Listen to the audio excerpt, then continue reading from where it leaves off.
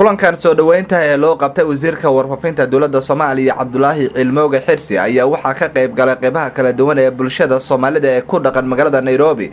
iyadoona kulankan ay soo qabaqaabiyeen ururka dhalinyarada Ayo waxaa sidoo kale goobta ku sugnaa xubno ka tirsan dowladda Soomaaliya oo ay ka mid yihiin xildhibaano iyo siyaasiyiin kale sidoo kale waxaa joogay taliyaha ciidamada booliska Soomaaliya General Cabdixakiin Daahir Saacid kulankan oo sidoo kale lagu taageerayay dowladda Soomaaliya iyo waxqabadka xukuumadda ayaa waxaa khudbad dheer ka jeediyay wasiirka wasaaradda warfaafinta boosada isgaarsiinta iyo gaadiidka dowladda Soomaaliya Cabdulaahi Cilmooge Xirsi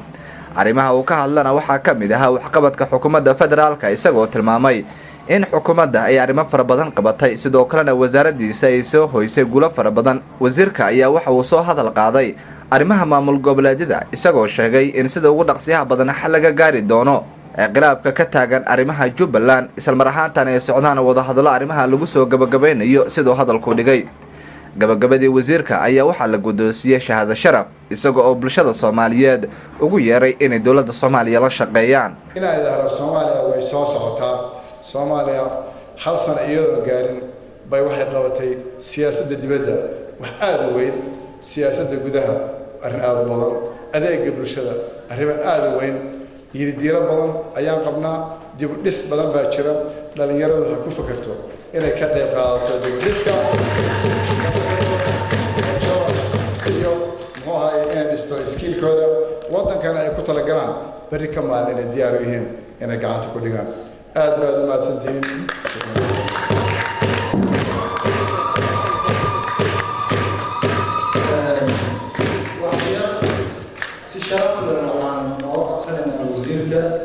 مدرب قوة المرأة مرتشرة فرنسا من يعني حافظة كذبان بس أقول كقالو بحيث قوة ترك الجسر الميان أنا حافظة النهي أصبح عندي دونا لأنه عبد الله السيال إنه بدون سيدو لا شرف منه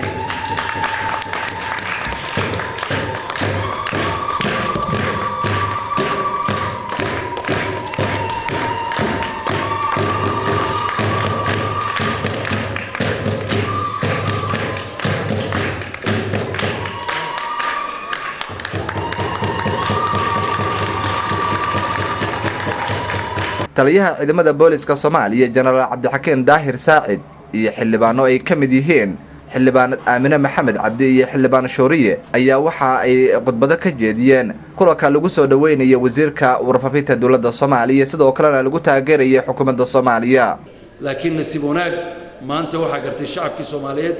dhibaatada ay ku hayaan kuwa diidan amniga dowladuna waxay aad isku taxalluujisay inay gaarsiiso qayb walba inta awoodeeda ah haddana waxaan ballan qaadaynaa 6 bilood soo socota inaanu gaarsiino degmo walba inay hesho saldhigeeda booliis oo functional inaanu gaarsiino qalabkii isgaarsiinta oo booliisku lahaa inaanu gaarsiino gaadiidkii ay lahaayeen dhammaan saldhigyada degmooyinka oo dhan isla markaasna waxaan abuuray hoggaan cusub oo runtii aan Soomaaliya aad loo isticmaali jirin oo la yiraahdo community policing-ka oo ah dad civilian oo booliska la shaqeeya arrimaha shaqooyinka waa la socotaan meelo badan bay soo mareen ilaa uu ku daabto ilaa macnaha mataqaana runtii wax fool ay meesha ka dhacdo arrintaas runtii waa ka xumaanay waxaan ka shaqeynay annagoo iskaashanayna xildhibaanada deegaanka iyo wasiirada iyo macnaha dowladda in arrinta macnaha nabad u soo dabaalo nabaddu way bilaabatay way la socotaa Cabdulaahi Axmed Nuur Kalsan TV magaalada Nairobi.